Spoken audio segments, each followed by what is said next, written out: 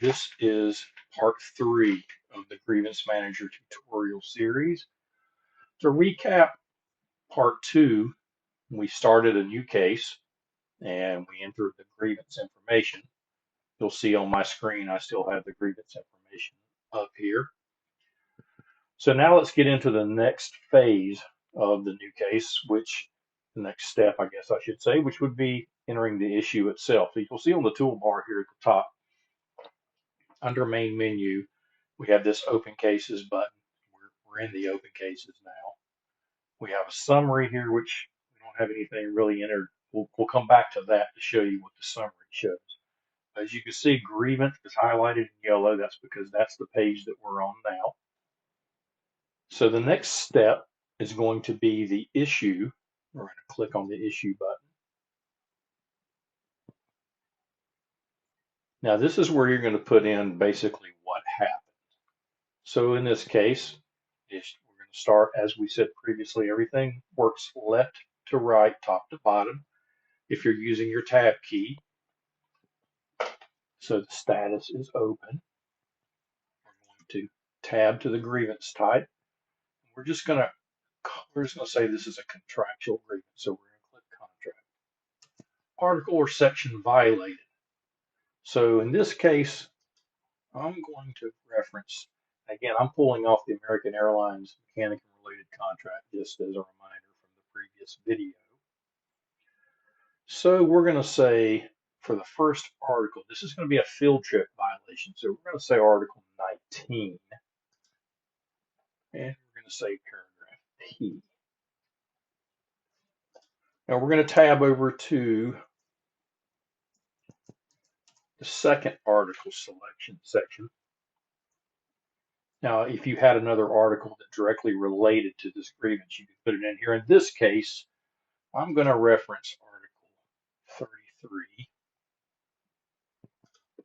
33A, which is just the article in this particular contract. This is the article and paragraph that just basically references the grievance procedure and the fact that you can grieve the company if you feel like you have been harmed in any way.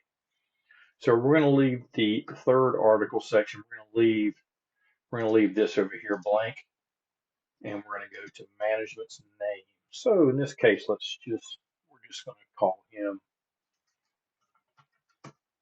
We're just going to call him William Johnson. Management's department. We're going to say line maintenance. Management's job title. We're going to say supervisor. Witness's name. So this is anybody who has direct knowledge of what's going on with this grievance who may be able to provide you, the shop steward, or the committeeman, or a general chair with more information. So let's just say this is a field trip violation. We're going to say that these two individuals that I'm going to put down here, actually we're going to put 3 in here. We're going to say that they all went with Joe Smith on this field trip. So we're going to put them all in as witnesses. So the first witness's name is going to be Steve Harrison, department maintenance. His job and class, we're going to say AMT. Second witness's name, we're just going to say he is Mark Jones, also line maintenance, also AMT. Third witness's name, we'll say he is Pat Gray, also line maintenance, and we'll say he is also an AMT. The date of this incident, so we're going to say this happened on Monday, April 10th. Time of incident, we'll just say 1300. Formal statement patterns. Now, we'll come back to more on this later. As grievances are entered into the system, certain patterns will begin to develop as far as the regular, normal grievances that happen over and over and over. And that's where you'll see these begin to come into this section here. When you go to the drop down, you'll be able to see these patterns. For right now, since we're still in this beta testing mode, There's not really anything there, so we're just going to leave that blank. But formal statement of grievance. This is where you're going to write your grievance. Now, we could talk forever about how to write a proper grievance. We're just going to make this very quick. Say on 4/10/2/4/12.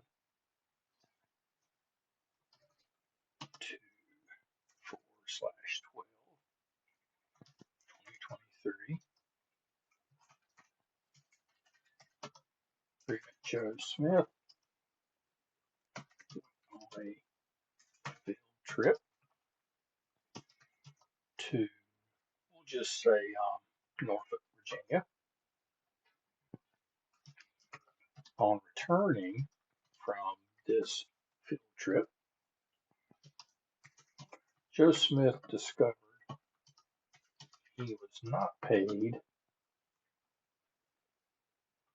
beginning 2 hours before his flight's departure. As this field trip was on his regular day off, this violates Article 19P. We ask that grievance be paid appropriately and made whole in every way. Now that's just sort of a quick way of writing this. If you were writing this grievance, you might want to put a lot more information in there just based on what you wanted to say. But we're just going to leave it right there. Settlement patterns will be the same thing from formal statement patterns. This is where you'll start seeing regular statement or settlement patterns kind of be generated as grievances are settled. Nothing in there right now, so we're going to go down here to settlement desired. We sort of already put this in the formal statement of grievance, but we're going to say we ask that Joe Smith be paid for 2 hours prior to his flight's departure at the applicable rate, and that he be made whole in every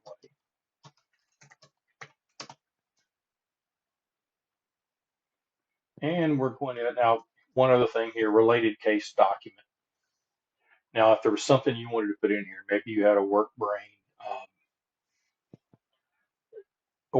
like timesheet or something that showed that he was not paid those 2 hours. If you had something you wanted to put in there, this is where you could actually upload it. We're not going to do that right here just for the sake of this tutorial. But we're going to come down here and we're going to hit save.